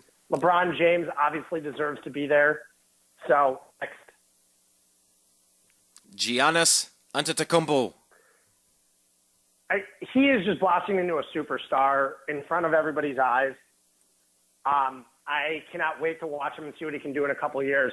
If Milwaukee had a legitimate point guard like a Kyrie Irving, or if they would have never traded Brandon Knight a few years ago, it'd be a lot more interesting to see. But I'm glad that Antetokounmpo is having a great season. He's a great player.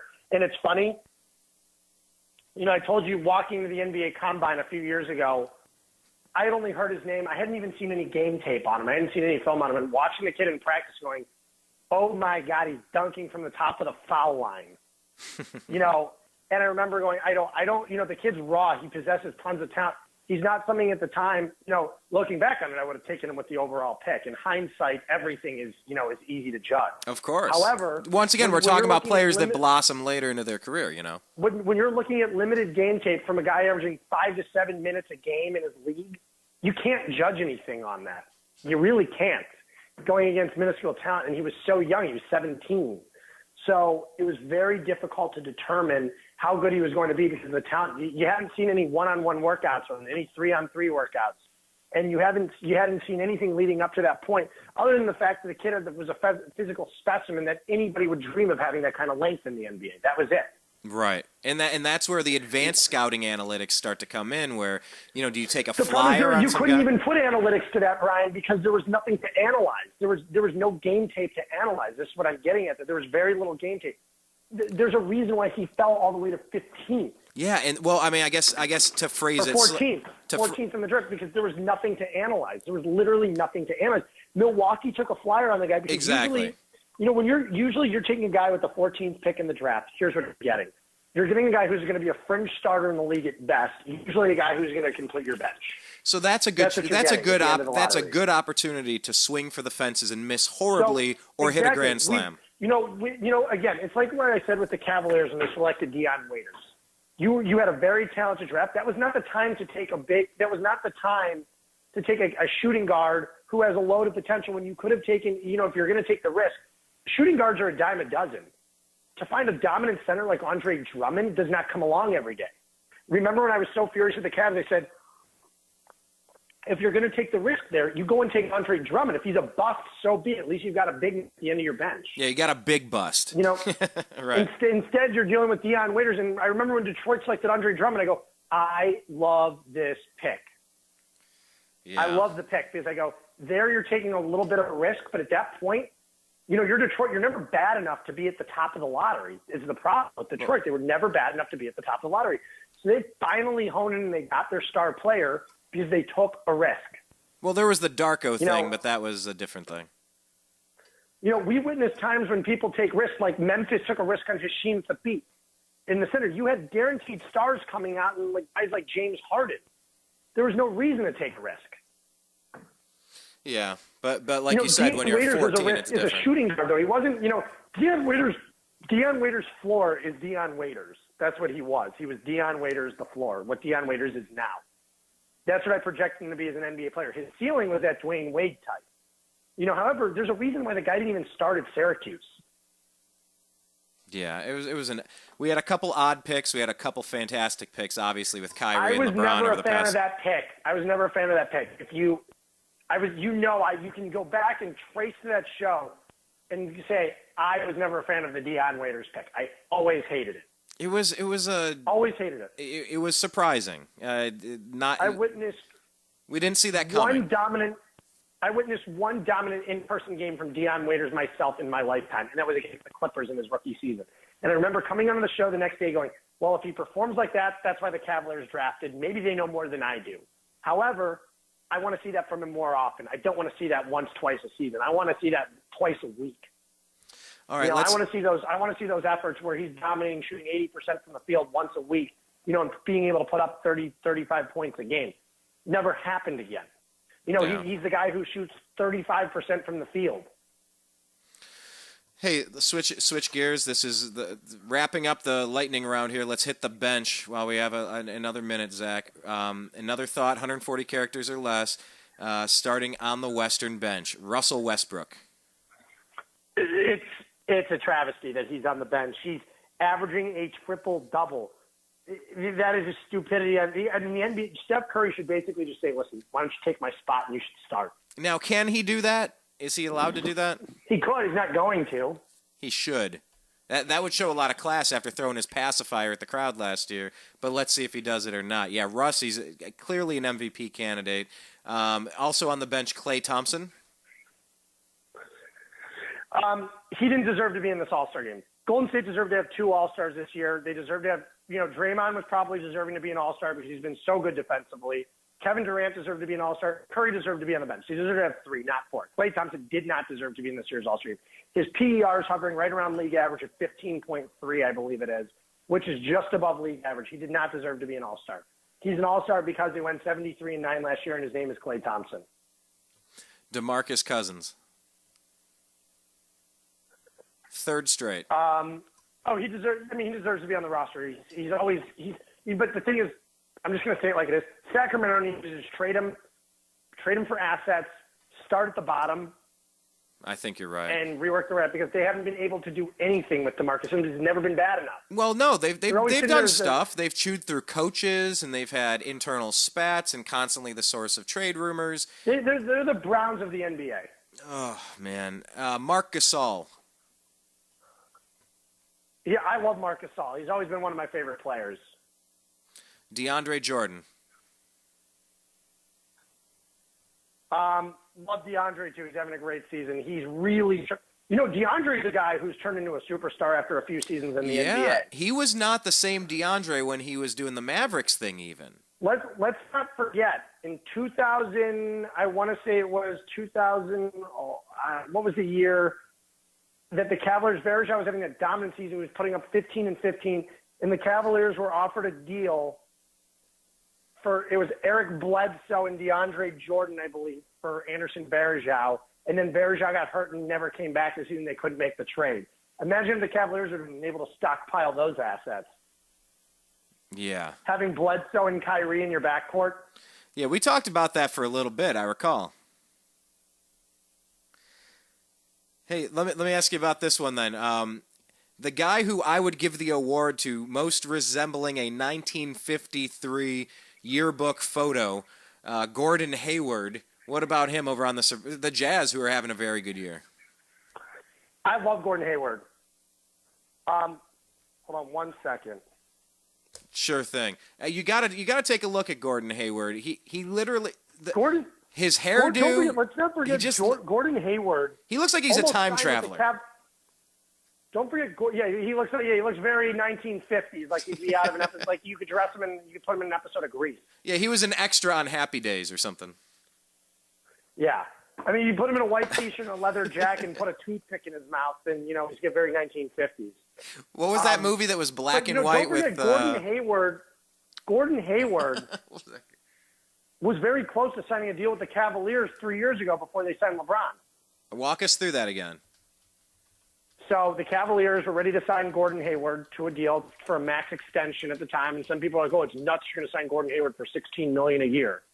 However, he was worth it, and Cavaliers were about to sign him. I believe they brought him to Cleveland. They were entertaining him and Chandler Parsons at different times. They were going to wind up with one of them. However, Utah, I think he ultimately signed a deal with the Hornets or the Bobcats at the time. And I think Gordon Hayward wound up signing there, and Utah matched the deal. Utah said they were matching either way. But Hayward has turned into a star. He went from being a college star, being a college nobody, to being a college star, taking that Butler team, and almost banking that half-court shot and winning the national championship. They almost won it all. So he's had a very impressive career, and he's really blossomed into a star. And I love Utah as a team. I really do. I think they've got a lot of young talent. Can they compete? Do they have enough to compete at this point? Oh, hang on. It's the I gotta shut that. Thank you. Sorry. Go ahead. To compete for championship, not yet. But they've got young pieces like Derek Favors, Rudy Gobert, Gordon Hayward, Dante Exum. They've got some good young pieces in place. Where let's not forget, they were a 40-win team with Darren Williams at the helm. They traded Darren Williams. They stockpiled assets. They got Derek Favors out of the deal. They got a lot of assets out of that deal. It wound up allowing them to be pretty bad for a couple of years, accumulate some more picks, and look what they have now. That's what the problem is in the NBA, if you're not great, you want to suck. Yeah, that makes sense. But that's probably any sport, though, right? Maybe not the NFL. No. Because in football, you could be one great quarterback away from being a great team or having a great defensive player from becoming a great team. Let's look at Miami. Miami's been stuck in mediocrity until this year. They've been 8-8 for the last 5 years. Miami's been 8-8 every season. And finally this year they got to the playoffs, and then Tannehill got hurt. However, they're definitely an improving football team with a great coach. The NFL, you don't need to completely tear it down to suck unless you really want to get the quarterback. Don't forget, the Browns haven't had to completely suck to land their quarterback. Let's not forget they passed on Carson Wentz when they did completely suck, but they passed on Derek Carr. They did pass on Teddy Bridgewater. They've passed on numerous quarterbacks over the last couple of years. But the jury's definitely still out on all of them. Bridgewater's injured, and Bridgewater's going to be gone for 17. It looks like. However, Wentz he's okay. Derek Carr's Derek okay. Carr is a star. Derek Carr is a superstar. Is he look, I had him in fantasy. He's not putting Derek up Carr had an monster unbelievable numbers. Season. Yeah, and then he got it. He got injured in the last game of the year. It's unfortunate. It's an injury. It happens. Yeah, let's not forget Tom Brady tore his ACL one season. It happened. Well, okay, so is there a quarterback you like in this draft? We have the number one pick. I don't really love any of the quarterbacks in this draft. I really don't love this draft. And that's the problem. When you tear it down and start from the bottom, the 1 year that you probably don't want to take a quarterback is this year. I mean, go and select the best player available. If it's Myles Garrett, go in and take Myles Garrett. If he's what's going to improve your defense, we look what J.J. Watt did for Houston, but Houston still doesn't have a quarterback. Right. The Browns are probably going to suck so badly again this year. They're probably going to have to pick at the top again next year for quarterback. What about the Browns rumored have so many trade holes. for? The Browns have like seven or eight players on the roster that are even NFL caliber talent. Well, what about the rumored trade for Kirk Cousins? Do you like him in Cleveland? He's much better than what we have. I don't dislike Cousins. I'm just saying, getting back to the argument, going in the NBA, you're stuck in purgatory essentially if you're in the middle. If you're the 8th seeded team, I think Milwaukee's got a couple of young stars. They've got, love Adekuntompo. I love Jabari Parker. I think he's having a much better season. He's much improved coming back from the injury. And I like Chris Middleton, who's coming back too. Although Milwaukee does not have an elite point guard. Dellavedova is a great bench player, but he's not a starting point guard in the NBA. He's just not. His numbers are way down this year across the board because he has to create his own shot more. He's not getting all the open looks he got with the Cavs. Yeah. Yeah, well, and Mozgov was saying he misses playing with the Cavs. It's a fun thing, but you either take your money or you take your experiences, It's hard to do both when you're at that level. And it's exactly what it is. And the Cavaliers weren't offering Dellavedova a contract. It's another thing, too. Let's remember that. Good point. Hey, let's pause on... But real quick, getting to it, my argument was, going the Sacramento Kings, you do not suck bad enough to get the first overall pick. And it is worth restarting at this point. Because, but the problem is they have an owner who doesn't know what he's doing. He thinks that he's responsible for ultimately building that Warriors team because he's a minority owner of the Warriors. And it's very unfortunate to see because Sacramento's going to suck for a long time. They've gone out and they've gotten piece fillers in the NBA. You're not going to win off of getting guys that are 9, 10 deep on your bench. You win this league it's a superstar-driven league. Let's remember what Houston did when they went and traded all those guys to get James Harden, to make certain trades in order to improve their team. It's unbelievable what a star can do for you in this league. It really is. When you have a superstar in the NBA, you can win. You cannot win without a superstar in this day and age of the NBA. It's impossible. Yeah. This isn't. We've had 1 year where the team that had 5 All-Stars on it or 4 All-Stars without a superstar won the NBA title, and they didn't have one superstar. And that was the 2005 Detroit Pistons. Well, let's compare the major sports. You got football, you got baseball. There are so many more starting players in that game where one player's badass impact is a much lower percentage. My friend always used to give the argument. He made a great argument. Brian, let's go back 6 years ago. Okay, someone goes, who would you rather take on your team? You're starting a franchise with Albert Pujols or LeBron James. Who's it going to be? You don't know what Pujols' future is going to be. Let's just say for this season. Let's just go back 10 years ago. You want to start a franchise with Albert Pujols or LeBron James for one season. Who's it going to be? One season? LeBron is prime or Pujols in his prime. Who's it going to be? The one season. And then I'll explain to you what the right answer is. I would go with one player's impact on the entire team. You have a horrible baseball team. You put a badass power hitter. What does that do? Or if you have LeBron, all right, I'll go LeBron James. Exactly, that's the right answer. They say there is a correct answer to this. Also, however, Pujols comes up. Let's say Pujols makes the second last out of the 8th, or let's say Pujols hits a home run in the bottom of the 8th inning, and you're down 5-3. Okay, and there's 2 outs in the inning, and guy makes an out. There's no guarantee that Pujols is coming up in the bottom of the 9th to hit the game-winning home run. Whereas in the NBA, you can always design a play drawn up so LeBron can try to get open enough to catch the ball and throw something up, whether it's a good shot or not. Correct. Exactly why you would always go with LeBron James over Albert Pujols in any situation. What about... Not that Pujols wasn't a great player, but we've witnessed the Indians have 2 freaking Cy Young Award winners on their teams and not make the playoffs. Yeah. I'm just saying, though, it happens. It happens. I know. One player does not make a great baseball team. It's a whole team effort. Last year, are you telling me the Indians, let's put it this way. Would the Indians have been in the World Series without Francisco Lindor? No. Would they have been there without Andrew Miller? No. All these players are cumulative to getting you to where you need to be. It takes a ton of teamwork and a ton of team effort to get there. But in the NBA, somebody can put an entire team on their back if they have a good system and they have a good flow and they've done their research and they know the tendencies of the other team with coaching. If you have a good game plan drawn out, you can dominate that way in the NBA, whereas it's harder with one player to do it in the other sports. I do agree with you on that. Okay, Eastern Conference, Isaiah Thomas, 140 characters or less. He deserves to be there. He's having an unbelievable season. He's averaging like 29 points a game or something this year. Yeah, hell yeah, he deserves to be there. John Wall. Having another great season. It's unfortunate he's with the Wizards organization. He's a great player. I love John Wall. Kevin Love. Again, he's very deserving. He deserved to go last year, too. Hadn't gotten there, but he's having a fantastic season this year. He's a 20-10 machine. I'll take it. Kyle Lowry. He finally fits out. He what? Don't try to fit in. He fits out. Wait, hang on.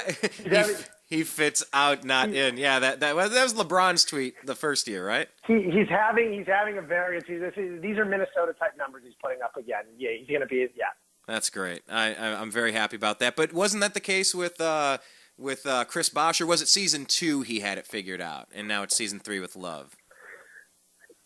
Chris Bosh. I mean, don't forget the Heat were in the championship year 1 with Bosh. Bosh didn't have a role in year 1. He was always all over the floor. He didn't know where to. And then he became that Kevin Love type. Bosh went from being a monster inside in Toronto and having a great mid-range game, being able to take it to the hole. He was a great player in Toronto and completely had to adapt his game to becoming a three-point specialist. He and Kevin Love are ultimately in very, very similar roles. Right. And if Bosh does decide to resume his career and is able to get back on there, don't be surprised to see him in Cleveland. Say that one more time about Chris Bosh coming to Cleveland. When could that be? Do not be surprised to see him in Cleveland. Well, the Cavs have an open roster spot, don't they? As of March 1st, but he would not be eligible to be on the playoff roster. Oh, okay. You're saying next year. I don't know if he'll be physically cleared to play is the issue, but if he is, expect him to come to Cleveland. It's his most likely destination. Man, that would be nice to mark my words on that one. There's a decent chance if he is able to play in the Jones NBA retires. Again, odds are that he will be a Cavalier next year. Maybe a league minimum or something. Who knows? But yeah, I mean, don't forget Chris Bosh is still an elite player. Look at his numbers last year. He put up elite numbers. He's still a highly elite player in this league. He's still an all-star caliber player. Chris Bosh is still an all-star. He's been hurt, unfortunately. I mean, not even hurt. He has a health condition that develops in his lungs. He is still an elite player. And they have the elite medical staff, too, that could constantly evaluate and maybe check him after every game if he wanted to. He's still a top 20 to 25 player in this league. Mark my words on that one. There is no slowing down from Bosh last year. All right. Well, then something to keep on the back burner and keep our eyes on. What about Kyle Lowry? Lowry's having a great season, too. I mean, but Toronto's been getting crushed lately. I mean, here's the thing. If Toronto deserves to have 2 All-Stars, the Cavaliers deserve to have 3. Yeah, it just is what it is. Yeah, I think the Cavs are in this one. It's not fair for the Raptors to have 2 All-Stars while the Cavs had 1 last year. It was a joke. Yeah. For the Cavaliers to have 1 All-Star when they were a better team than the Raptors and destroyed them. Yeah, but you know what? That goes to show when you get national recognition because you're one of the last teams standing. When the Cavs, and don't forget that first season in Cleveland, Kyrie and Kevin were injured. So for Cleveland fans, we've been watching Kyrie Irving for years. We know how good he is, but the rest of the nation doesn't have that exposure. You look at the West now, they have 4 players from the Warriors in what? They should only have 2. So it is that name recognition. So or 3. To the victor go the champ. Making the All-Star game. It's not. All right, yeah, maybe 3. Maybe 3. It bothers me that Klay Thompson made it because there are other players that are more deserving. But they're overrepresented either way, where the Cavs were underrepresented. Now, to the victor go the spoils. We're sitting there at the top of the throne with the trophy, with the king, literally. And yeah, Kyrie and Kevin. But they're also having great years. If it's a Cavs-Warriors finals, though, each team deserves to have 3 guys representing in the All-Star game because that's what it is. Yeah. Those are the 2 best teams in basketball with 3 to 4 superstars on each team, and it deserves, they deserve to be making up a quarter of the roster. Right. 3 more players left. Paul George.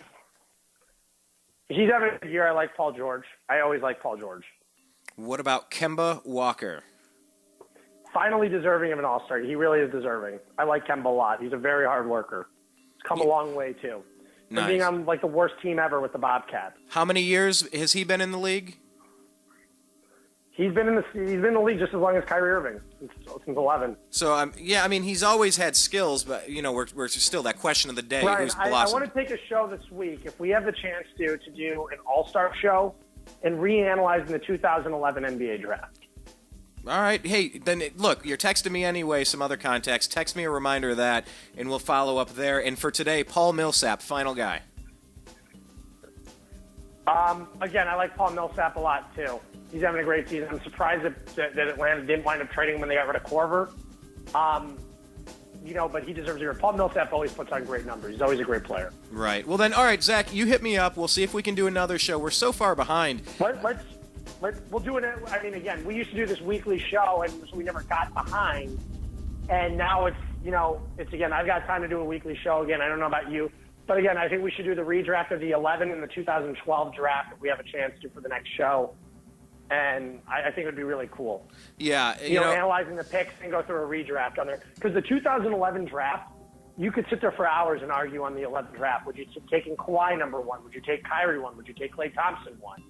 How far does Tristan Thompson drop down the list? And Tristan's a very surgical player. But you had guys like Kemba Walker were in that draft. I mean, it is, and don't forget, when we were talking about that draft, we were talking at the time that 2011, I mean, I thought Kyrie Irving would be an all-star. Yeah. I thought there might be 1 or 2 all-stars being produced on it, and I thought it would be Derek Williams and Kyrie Irving would be the 2 all-stars. Yeah, we were high on Williams at the time. Not so much now. I love Derek. Well, also I said, though, if Derek Williams didn't get put in the right situation, which Minnesota wasn't, I said it wasn't a good fit. Him sitting behind Kevin Love wasn't a good fit for him.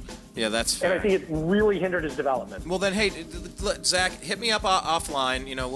We'll text this together, see if we can try to get caught up. And Brian, I'm going to call you after this because the contact I gave you, I want to put you in touch with them for your political show. I think it would be a huge boost for you. Okay, then let's... I'm going to call you on your private line after this. All right, works for me, Zach. Thank you so much for your time, everybody. If you're not following him, right, take care, he's on Instagram, ZBaris87, and then on Twitter, @ZBaris. So, yeah, I just wanted to thank each and every one of you, as well as I thank Zach for joining me today. It's been a very hectic year, but we've seen a lot of growth in the program. We've seen a lot of growth in our live coverage of events. We've gone out there and seen a lot of things, and we got some more footage coming for you in the early quarter of 2017, and it's just so great that you guys are a part of it because we are growing in leaps and bounds, and it's just buckle up because a lot of great things are about to happen, I promise you. So for everybody out there in the TNAM radio network, I appreciate you. I love you. Take care. Peace. Hi, everybody. You're listening to Agree to Disagree with Brian Engelman, and this is John B. Wells reminding you that not only is Brian Engelman a cool guy, and not only is TheNewAmericanMedia.com a very cool platform, but here's a cool idea for you, too. Are you alone? Not really. Do you like dogs? Do you like cats? You do. Of course you do. Everybody does. One or the other, maybe even both. There are a lot of dogs and cats that are at shelters right now, and if somebody doesn't take them home, they're going to wind up euthanized. That's a nice way of saying they're going to be killed because there's simply not enough room. I guarantee it, the best dogs and the best cats, the best pets come from shelters. There's something about dogs and cats. They know. They know where they are. You walk through one of them, and certainly at least one is going to look at you and go, I wish you'd take me home. I'm in hell. Please take me out of here. It'll be the best thing that you ever did for your soul. You'll feel good about it. And not only that, but you have a friend for life. Doesn't matter if you got money, you don't have money. Well, it doesn't make any difference to a dog or cat. All they need is the sound of your voice and maybe even the stroke of your hand, and they're fine. Maybe a little food every once in a while. The sweetest sound that those pets ever hear is your voice. Think it over and adopt a cat or a dog from a local shelter today. I'm telling you, you'll be glad you did.